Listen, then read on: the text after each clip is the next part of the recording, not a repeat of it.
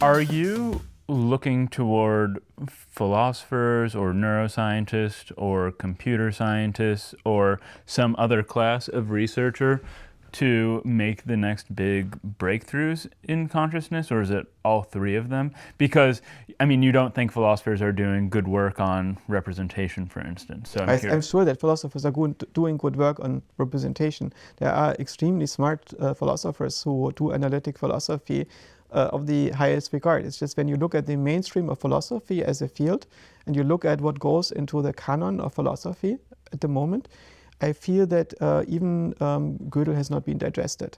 Mm-hmm. And so when you have a person that is educated in philosophy and has read the mainstream literature and has a degree in philosophy and so on, and you ask them to summarize Gödel's proof, they are probably not adequate compared to a computer scientist who has gotten a good education in formal logic. Mm-hmm. And I'm somewhat flabbergasted by this, that you have summaries of Gödel's proof, even books about it, that still treat it as some kind of sculpture in the Museum of Mathematics that is somehow very important and very grave, but it does not actually change the way in which we think about reality. And it should, if we understand it. Who, though, is it that you're looking to for inspiration or further developing theories of consciousness? Well, there is a very large number of individuals in many fields that do this. So it's not, I don't think that there are fields where there is no single smart generalist thinker, but I think that at the moment, people that I find very inspiring, for instance, Mike Levin. Mm-hmm. I saw you spoke with him recently. Yes, he is somebody who is saying a version of what you attributed to Chomsky, in the sense that there is a big similarity between how development works in organism and how representation and organization works within a mind. And maybe this is mostly a difference of time scale, and not so much just a similarity that is superficial. So maybe these principles of self-organization that we observe in organisms are crucial for understanding the self-organization in the mind.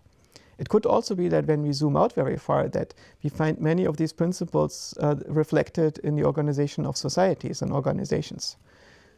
Of course, I don't think it makes sense to claim that societies are conscious in the way in which people are conscious. For a similar reason, I don't think it makes sense to assume a priori that organisms by themselves are conscious in the same way as nervous systems produce consciousness, if they do. Right? In neuroscience, I think there are a number of people who work on this question of consciousness to some degree. For instance, one of the most famous teams is run by Stanislav Dehaene. And there are many people who are making important contributions in this field, like Antonio Damasio, Michael Graciano has had an influential set of ideas in this space. About attention? Yes, this attention schema theory. Mm-hmm. But on the other hand, you have philosophers like Thomas Metzinger and so on, David Chalmers, who are very smart, who think deeply about these questions. But ultimately, I think to make progress, we need to move to testable theories.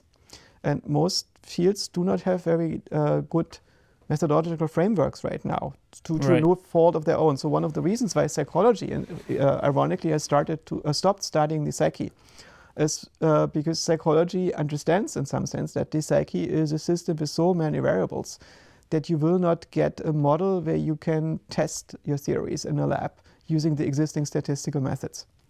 Mm-hmm. So when you have not testable theories, it's not science.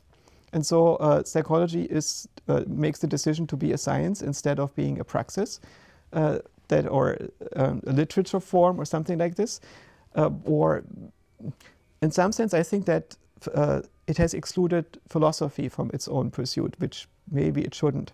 So if you, for instance, look at Piaget, I don't think that Piaget is so much unscientific in philosophy or William James in psychology. It's that they are interdisciplinary between psychology as a science and the philosophy of mind that is necessary to understand human development, human representation, and so on. So in a way, I think these fields would have to be bolder and do more philosophy. And philosophy might also have to be bolder to go back into actually describing phenomena that we observe and cannot yet explain, rather than writing about what other philosophers said about it.